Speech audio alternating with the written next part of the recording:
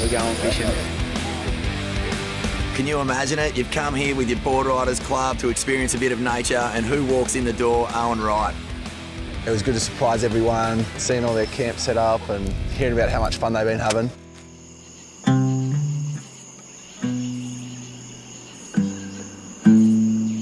So far it's been like a really fun couple of days. Like, I've loved it. I love camping. When it's cold is even better, I think, because you get to like really rug up and sit behind a fire. And last night we did like a big bonfire, which was pretty sick to experience because you don't normally get to throw things at a fire. I feel like you have so much time camping just because you're not on your phone wasting time on like TikTok and stuff, which is very wholesome to just have time with everyone and surf, fish and just enjoy the nature.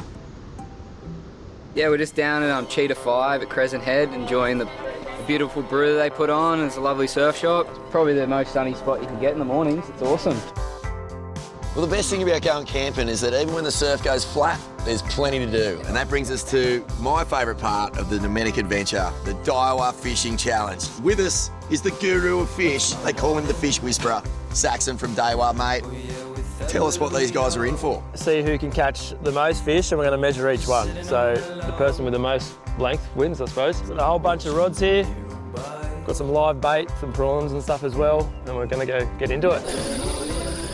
We're going fishing. I'm out of my depth here, to be completely honest. I'm hungry. We're gonna get some fish to cook for dinner. We're relying on our skills. We got not much chance, but hopefully cast a couple big ones. You grab the hook, get the worm, and you literally just like thread it on. Pull the worm up over the hook, and that's it. That's what it's going to look like. Fishing and camping, they just go hand in hand. Like, there's absolutely nothing better than getting down the rocks, standing there, usually not catch anything. It's just it's a chance to just have some peace and quiet. That's what I like about it. I don't care if I don't reel in anything, as long as I just get to stand there, listen to the air, watching the sea. Just to like stand near the water and just be there and be present. I don't get to do it much, but it's always fun. I was actually pretty keen when I got down there. I was like, I want to catch a fish. Got down there and I kind of had my hopes up at the start. The time started ticking and an hour went by. Hadn't caught a fish. I don't think anyone had. I might have had one, but I'm not really sure. I've just walked up the beach and saw this little gutter and I was like, oh, if there's going to be fish coming in, I'm not casting out very far. Walked back and dug a hole and put the fishing rod in the hole and sat there and just listened to a bit of music and saw I had a bite and reeled it in. First one on the board for North Shelley. Charlie's got a little whiting here, 23 centimetres. That's the first one on the board. That's good, mate. Happy for North Shelley, but it's not over. While the crew were busy not catching fish, Isla and Maddie decided to sneak up the creek to try their luck elsewhere. So basically what happened was he's put the worm on and he was like, guys, this is my lucky worm. He casted it, super long cast, it was like 10 out of 10. Oh, shit! I think we're on here, Isla. And just like 3 seconds later, he's just like, ooh, guys, I've got a bite. And Oh my God. that's a winner. That's a winner right there. God. The video speaks for itself. It was a hard one. It was fighting really hard. I call investigation. Conspiracy. Let's just say Saxon's a really good fisherman as well. and he's good at hooking the fish on other people's hooks. So he's very talented, all right?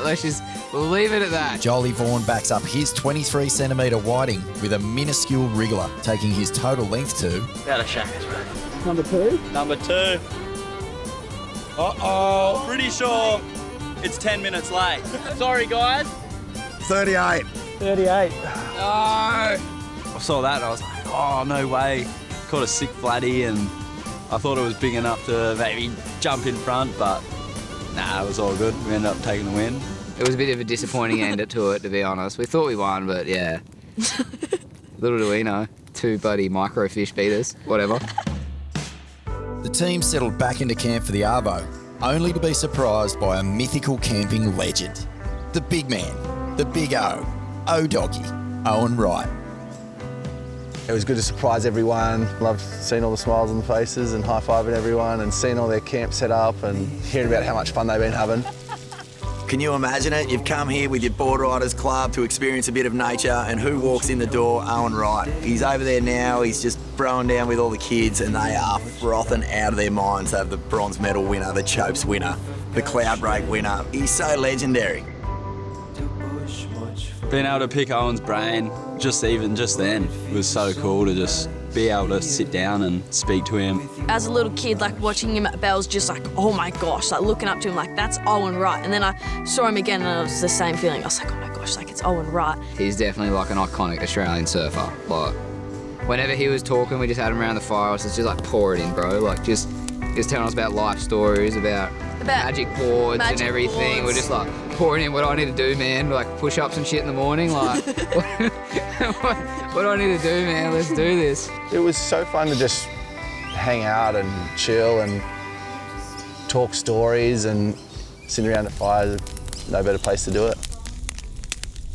The Wright family are famous adventurers. Like, ever since they were Groms, they were just packing their van, getting everyone together and just shooting off to find the best waves possible. And O has really just kept that in his DNA his whole life. No matter where he was, no matter how hectic the competing got, he always found time to just go down the coast, find good waves with friends. This is how he lives. This is what he lives for. I think adventure to me, it always involves camping and then new locations, you know, not just going to the same place twice. Something that we try to achieve with this trip is like, you know, finding a new place and, you know, new locations and expanding those grommets' minds of what the East Coast looks like. Cool to see the amount of back beaches they got and the amount of little nooks and crannies they have to surf. I've never actually been here before, so it was really cool to just come and surf new waves that I've never surfed. And I always like have such a good time when you paddle out somewhere you've never surfed before, and I feel like that's something you're always chasing.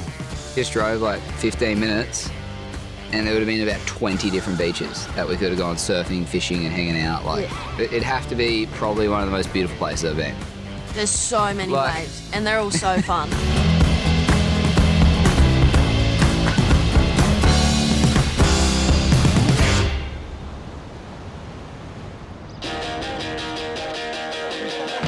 Board Riders clubs are pretty uniquely Australian. They're starting to filter out into the rest of the world now, but in this country they've been around for 50, sometimes 60 years. So all our champions have come through the Board Riders club system. Your first heat is in your local Board Riders comp.